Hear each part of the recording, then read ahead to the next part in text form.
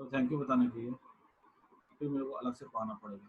यहाँ देखो तो ऐसे ही जाएगा ये ऐसा था।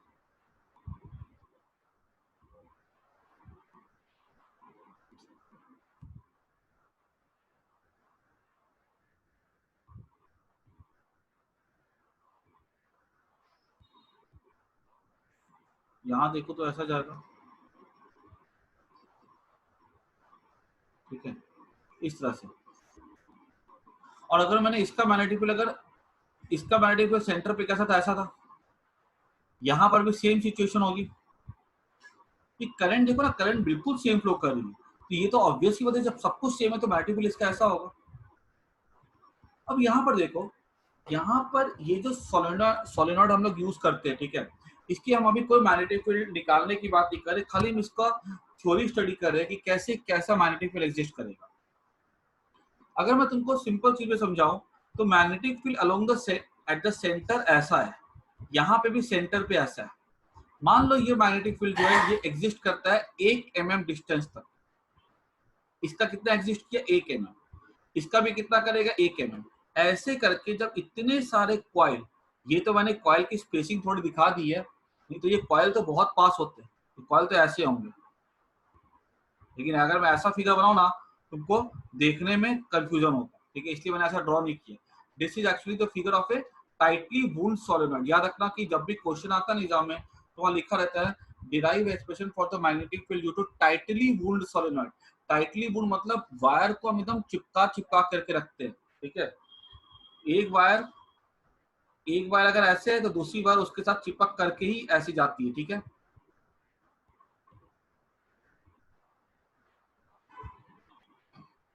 अब यहाँ पर अगर हमसे पूछा जाएगा कि इसका अगर 1 mm का है तो इसका भी 1 mm का है। अब सोचो अगर ऐसे कॉइल है, अगर हमने इसको अलग अलग करके दिखाया है ताकि हमारे लिए समझना आसान हो, तो हर एक का 1 mm, 1 mm, 1 mm, 1 mm, इस सारी की सारी फील्ड जो होगी ना एक डायरेक्शन में होगी और वो एडअप कर जाती है, क्योंकि सेम डायरेक्शन में होता है तो वेक्टर्स एडअप हो जाते हैं। लेकिन अगर मैं ध्यान से देखूं तो यहाँ पर फील्ड देखो नीचे की तरफ आ रहा है, ठीक है। और यहाँ पे अगर मैं देखूँ ना तो फील्ड किधर जा रहा है, वो ऊपर की तरफ जा रहा है। बीच पे देखो, एक में इधर से नीचे की तरफ आ रहा है, तो उसी बीच वाले रीजन में, ये बीच वाला जो सेक्शन है, यहाँ पे फील्ड नीचे की तरफ है तो यहाँ पे फील्ड ऊपर की तरफ, यहाँ नीचे तो यहाँ पर ऊपर है। अब फील्ड कैसी क्वांटिटी होती है, वेक्टर होती है। डायरेक्शन में अगर अपोजिट होगा तो काट देगा एक दूसरे को, तो यहाँ पर फील्ड कितना हो गया, बाहर वाले पार्ट में 0। इन द सेम वे यहाँ पर नीचे होगा, ठीक है, यहाँ पर देखो नीचे जा रहा है, यहाँ पर नीचे होगा सेकंड के लिए। अब ने अगर तीसरी कॉइल बनाएंगे ना तो उसके इधर में क्या पे होगा, ऊपर में होगा, यहाँ भी कैंसिल कर जाएगा। तो अंदर वाले रीजन में जहाँ पे दो कॉइल के बीच में जो मैग्नेटिक फील्ड एग्जिस्ट करता है वो अपोजिट डायरेक्शन में एग्जिस्ट करता है, जिसकी वजह से फील्ड क्या करेगा, एक दूसरे को कैंसिल आउट कर देगा। कैंसिल आउट कर देगा अगर एक दूसरे को फील्ड, तो वहां पे फील्ड क्या बचेगा, 0। इसीलिए हम ऐसा यहाँ से हमने सीखा क्या कि मैग्नेट की सोलेनॉइड के अंदर जो मैग्नेटिक फील्ड एग्जिस्ट करता है और कैसा करता है, एक लाइन में एग्जिस्ट करता है, ऐसे एकदम एक लाइन में जाएगा, ठीक है। एक लाइन में मतलब इस सोलेनॉइड का अपना कोई एक्सिस होगा, ठीक है। एक्सिस मतलब a line which passes through the centre and perpendicular to the normal, वो एक्सिस हो जाएगा। और मैग्नेटिक फील्ड भी हम क्या ऑब्जर्व करेंगे कि वो एक्सिस के अलोंग ही होगा। लेकिन बाहर वाले पार्ट में, ठीक है, यहाँ वाले पार्ट में मैग्नेटिक फील्ड जो होगा एग्जिस्ट नहीं करेगा। आई बात समझ में, ये मैं तुमको समझाना चाह रहा था इसमें से।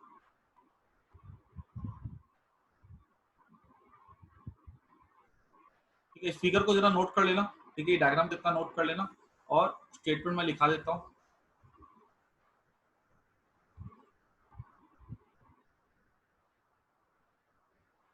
फ्रॉम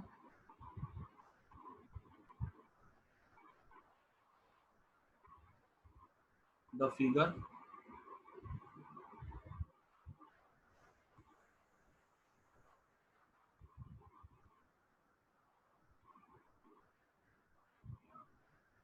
अप्लाइंग, ऐसे लिखता हूँ मैं, applying Fleming's right hand palm rule, applying right hand palm rule on the coils of solenoid, we conclude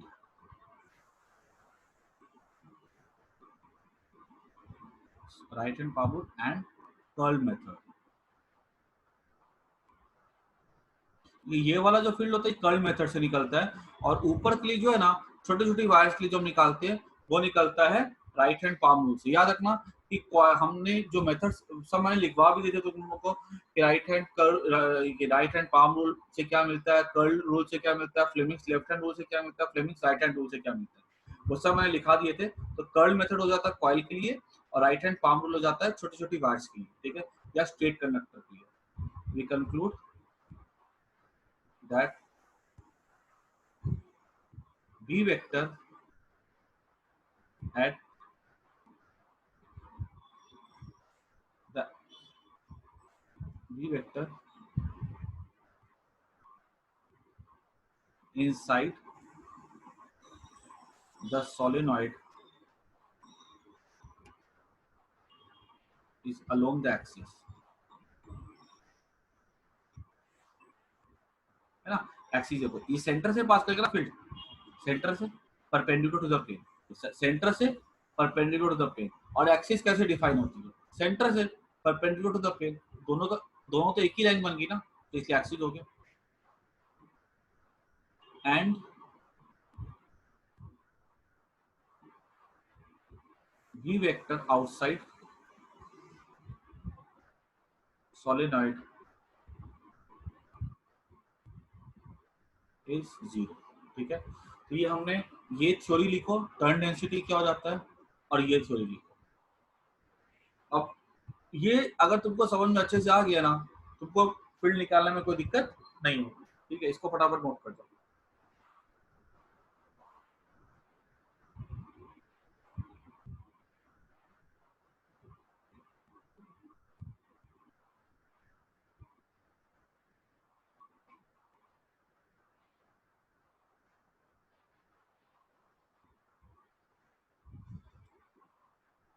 race कर देता हूँ।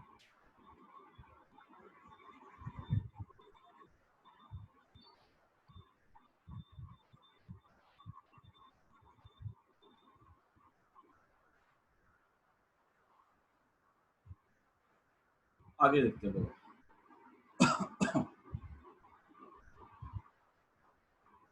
हमको निकालना क्या था, मैग्नेटिक फील्ड निकालना था। तो सबसे पहले तो हम लोग को सोलेनॉइड में सबसे पहले तुमको क्या ड्रॉ करना पड़ेगा, एम्पीरियल लूप।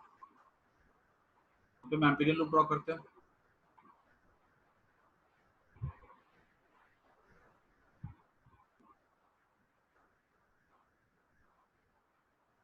एम्पीरियल लूप हमारा कैसा होगा, यहाँ पे एम्पीरियल लूप जो है वो रेक्टेंगल होगा। याद रखना एम्पीरियल लूप जो हम, जैसे कि हमारे गॉसियन सरफेस कौन से शेप के थे, स्फीयर के थे, सिलेंडर के थे, ठीक है। यही दो हम यूज करते थे, स्फीयर यूज करते थे, नहीं तो सिलेंडर यूज करते थे। एम्पीरियल लूप जो भी जो होती है ना, या तो सर्कल होती है, नहीं तो रेक्टेंगल होती है। यही दो शेप की मेनली होती है, क्योंकि हमको इसी शेप से क्या मिलता है, सिमेट्री मिलता है।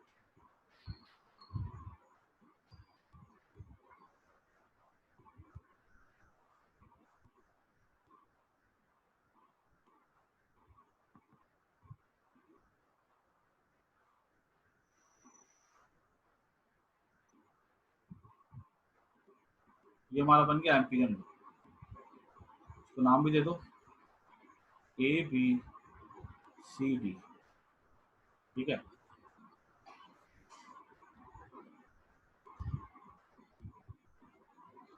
यहाँ से हम क्या देख रहे हैं, ये करंट कैसे आता है, नीचे आता है, ठीक है, और ये करंट कैसे जा रहा है, ऊपर जा रहा है, ठीक है। मतलब हम ये बोल सकते हैं कि देखो ध्यान से कि ये करंट जो है ना, अगर हमको इसको प्रॉपर्ली देखें ना, अगर ठीक है, एक सिलेंडर है उसके ऊपर हमने अगर रोल करके देखा प्रॉपर्ली, तो हम ये क्या देखेंगे कि यहाँ से करंट जो है ना, ये हमारे यहाँ से करंट अंदर एंटर करता है, और यहाँ से करंट जो होता है बाहर की तरफ आता है। अगर करंट बाहर की तरफ आ रहा है, इसी फिगर को मैं ऐसा भी ड्रॉ कर सकता हूँ, करंट कैसा आ रहा है, बाहर की तरफ आ रहा है। यहाँ से करंट कैसा आ रहा है, बाहर की तरफ आ रहा है। ये एक ही फिगर का दूसरा प्रेजेंटेशन हो। और यहां से करंट कैसे जा रहा है, अंदर की तरफ जा रहा है।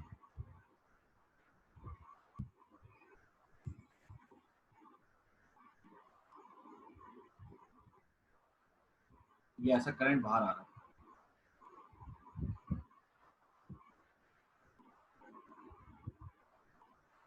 अब यहां से करंट अंदर जा रहा है।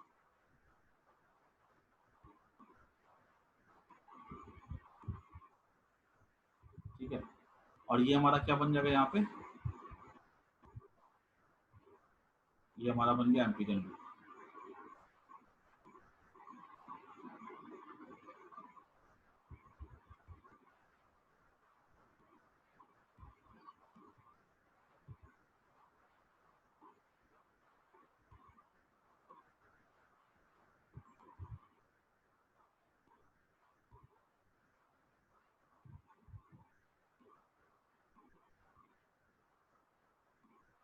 ठीक है, और ये हमारा हो जाता है जो सोलेनॉइड का।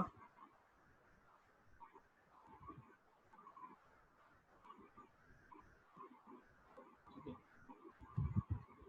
यहाँ पे ध्यान से सुनना कि मैंने पता जानबूझ के फिगर क्यों ड्रॉ किया है, ताकि हमको थोड़ा सा क्लैरिटी मिले कि देख लो यहाँ पे जो फुल करंट जो है ना, जो करंट अंदर जा रहा था, ठीक है, और जो करंट बाहर आ रहा है, इसमें से जो अंदर जा रहा है वो तो एम्पीरियन लूप के अंदर है, लेकिन जो बाहर आ रहा है वो एम्पीरियन लूप के अंदर नहीं है। देखो ना, अगर मैंने इसका तुम देखो ध्यान से, तो यहाँ पे जो करंट ऊपर जा रहा है ना, ठीक है, ये वाला जो करंट है, ये वाला करंट लूप के बाहर है।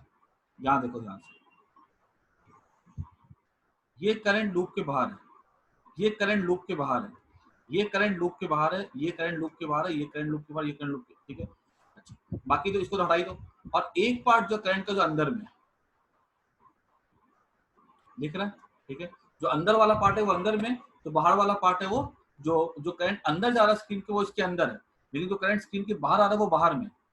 ठीक है, क्योंकि देखो यहाँ पे अगर जो अंदर जा रहा है उसको प्लस लेंगे और जो बाहर जा रहा है उसको माइनस लेंगे, तो अगर हमने एम्पीरियन लूप, अगर सोचो ना, अगर हमने अगर एम्पीरियन लूप अगर ऐसे ड्रॉ कर दी होती पूरी लेकर के ऐसे, तब कोई रिजल्ट का मतलब ही नहीं बनता, क्योंकि एक अंदर होता एक बाहर होता, तो प्लस माइनस होकर करंट जीरो जाती। ठीक है, इसलिए हम एम्पीरियन लूप का ऐसा नहीं कि हमने ऐसा बाहर से ले लेंगे, तब तो करंट ही जीरो हो जाएगी, कुछ मतलब ही नहीं बैठेगा।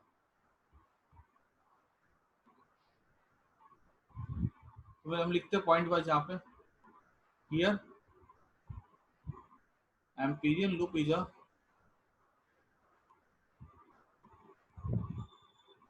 rectangle ABCD with BC along the axis of the solenoid। ठीक है, तो एम्पीरियल लूप यहाँ पे रेक्टेंगल है, ABCD with BC along the axis of the solenoid। Point number B, अब मेंशन क्या करते हैं हम लोग, एंगल हियर। अब देखो इस, अगर हमने क्या बोला था कि मैग्नेटिक फील्ड कैसा होगा इसके लिए, अलोंग द एक्सिस, तो यहाँ से मैंने बना के दिखाया भी था। तो मैग्नेटिक फील्ड कैसा जाएगा, देखो इसके लिए अगर हम यहाँ से खड़े होकर के देखें,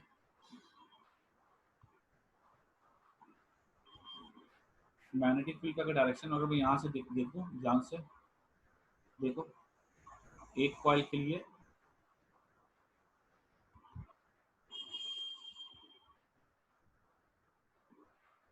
ये मैग्नेटिक फील्ड ऐसा जाता है। अगर मैं यहाँ से देखूँ तो ये वाला डायरेक्शन मुझे क्लियरली कैसा दिख रहा है, क्लॉकवाइज दिख रहा है। ठीक है, अगर ये क्लॉकवाइज दिख रहा है, यहाँ से तुम भी देख सकते हो, यहाँ से देखोगे तो एंटी क्लॉकवाइज दिखेगा, यहाँ से देखना है। ठीक है, तो यही डायरेक्शन पकड़ लो, यहाँ से दिख रहा है तो आपको क्लॉकवाइज दिखेगा, ये क्लॉकवाइज, ये साउथ पोल हो गया, नॉर्थ पोल हो गया। ठीक है, अब मैग्नेटिक फील्ड कॉइल के अंदर कैसी होती है, कॉइल के अंदर मैग्नेटिक फील्ड होती है साउथ से नॉर्थ होती है, नॉर्थ से साउथ में, बाहर में कैसी होती है, नॉर्थ से साउथ में होती है, अंदर में कैसी होती है, वो साउथ टू नॉर्थ होती है। यहाँ मैग्नेटिक फील्ड कैसा हो गया, मैग्नेटिक फील्ड इसके अंदर हो जाएगा कुछ ऐसा।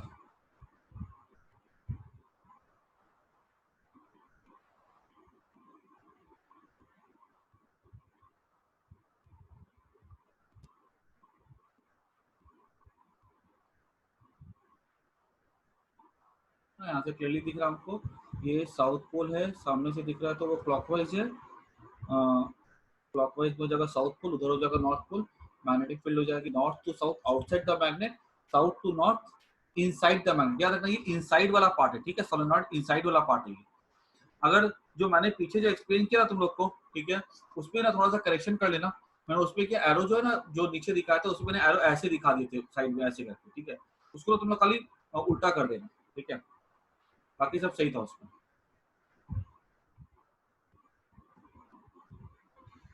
बाकी बायो सवाल था तो मैंने सही अप्लाई किया था, कॉइल मैंने उसका डायरेक्शन देखा नहीं था वहां पे, तो उसको ना खाली जो एरो मैंने दिखा था ना इधर में, वो एरो उसको लेफ्ट पे दिखा देना। और यहाँ मैग्नेटिक फील्ड हमने ऐसा दिखा दिया।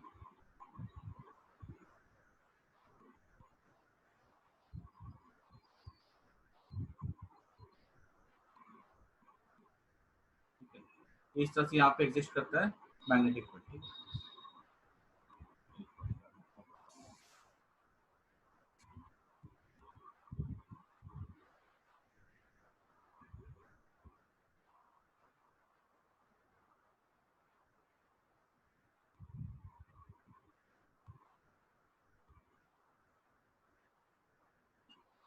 अब यहाँ पे मैं आगे क्या ले सकता हूँ, एक ही फील्ड दिखा दो। Here B vector makes 0 degree with BC, comma 90 degree with AB and CD, ठीक है। B vector outside solenoid is negligible, ये हमने पहले समझ लिया था। उसके बाद ये हमने यहाँ पे लिखा भी था कैसे होती है नेग्लिजिबल।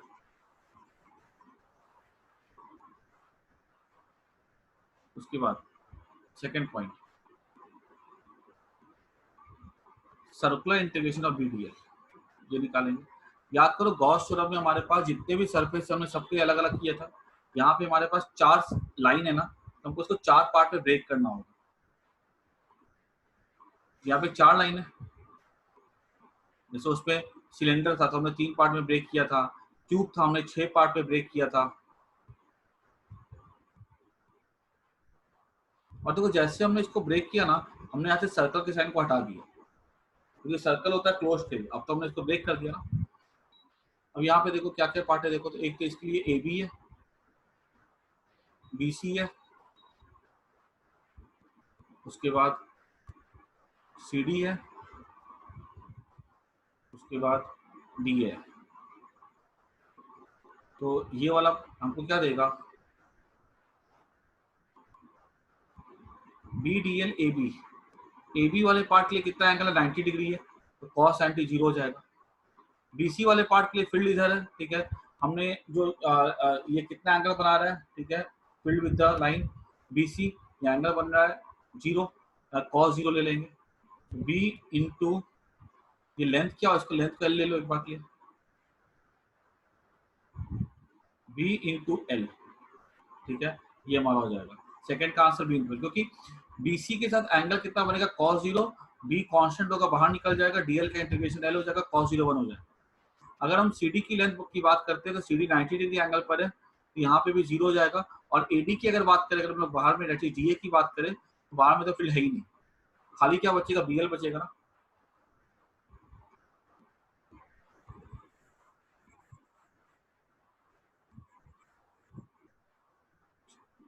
और हमने खाली किसको लिया, इसको ऊपर वाले को लिया, ठीक है, नीचे वाला कोई कंट्रीब्यूशन नहीं कर रहा है, क्योंकि वो कैसा है, वो एम्पीरियन लूप के बाहर है, ठीक है, जो भी करंट एम्पीरियन लूप के बाहर होती है वो लाइन इंटीग्रल में कंट्रीब्यूट नहीं करती है।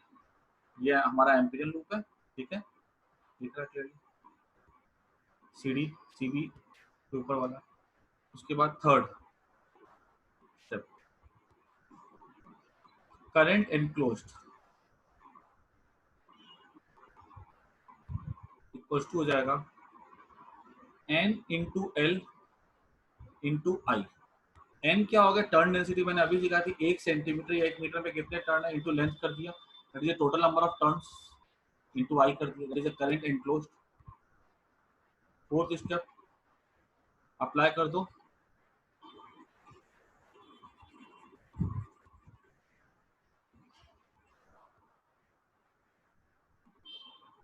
अप्लाई कर दो यहाँ पे Ampere's mu naught I. B D L कितना था, बी इंटू एल है, तो mu naught N L I, तो एल एल कट जाएगा, बी कितना हो जाएगा, म्यू नॉट एन आई। ठीक है, this is the expression for the magnetic, इसको नोट कर।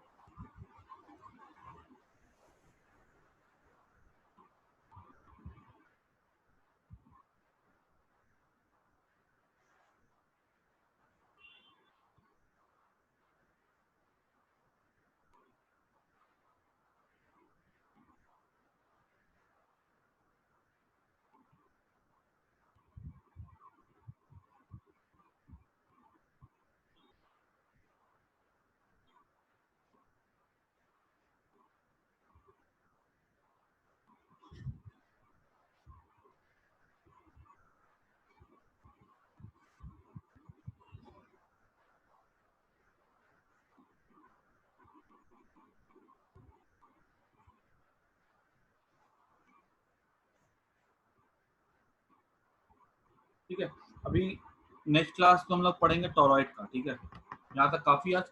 और अभी ना मैं मैसेज डाल रहा हूँ ग्रुप पे, मैं अभी ना कुछ डाउट्स क्लियर करूंगा मैग्नेटिज्म के। ठीक है, तो जिसको ज्वाइन करना ज्वाइन कर लो। मैं स्टार्ट करूंगा 8:15 पे क्लास, 8:20 पे करूंगा। ठीक है, 8:20 पे करूंगा। मैग्नेटिज्म के डाउट्स है कुछ बच्चों को, तो उनके डाउट्स क्लियर करूंगा, तो तुम लोग भी ज्वाइन कर लेना। ठीक है, मैं क्लास यहाँ पे एंड कराऊंगा।